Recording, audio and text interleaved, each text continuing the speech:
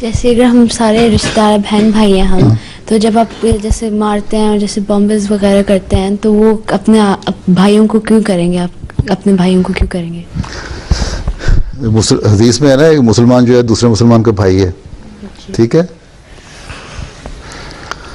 اور قرآن شریف میں بھی لکھا ہے اگر تم نے کسی مسلمان کو مومن کو جان بوجھ کے قتل کر دیا ہے تو تمہاری سزا اس کی بڑی سخت سزا جہنم میں اللہ تعالیٰ ڈالے گا، ٹھیک ہے. اور پھر یہ ہے کہ آپس میں اس طرح رہنا چاہیے ایک دوسرے کے ساتھ، رحماء بینہم، کہ آپس میں بہت پیار اور محبت سے رہنا چاہیے. جو لوگ اس کے مسلمان ہو کے پھر مسلمانوں کو مارتے ہیں وہ بڑا سخت جرم کرتے ہیں. بغیر کسی جرم کے، بغیر کسی وجہ کے اللہ تعالیٰ نے کہا ہے کسی کو بھی مارنا، قتل کرنا ایک بہت بڑا گناہ ہے. اور وہ بھی جرم سے بھی سزا دے کے قتل کرنا جو ہے وہ بھی کسی حکومت کا کام ہے، گورنمنٹ کا کام ہے یا کورٹ کا کام ہے کوئی فیصلہ دے، ہر ایک آدمی کا کام نہیں ہے. ٹھیک سمجھ آ رہی بات کی؟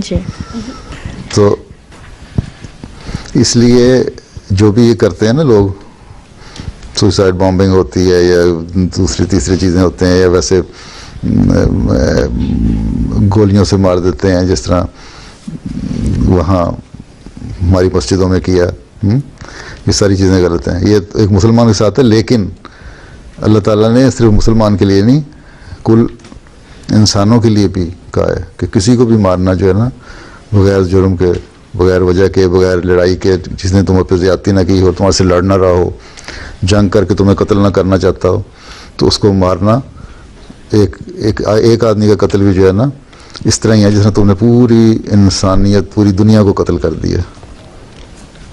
ٹھیک، بڑی سختی سے منع ہے. یہی تم ساتھی سوال اس کا یہی تھا جی، جو یہ سمجھی ہے جس نے مجھے بتایا، تمہاری تو سمجھ نہیں مجھے آئی، وہ اس کا جواب مل گیا. جی یہی جواب تھا نا. جی سر. جو بھی کرتے ہیں نا غلط کرتے ہیں. نہ صرف یہ کہ مسلمان کو مارنا جرم ہے، گناہ ہے، بلکہ کسی انسان کو بھی مارنا گناہ ہے بغیر وجہ کے.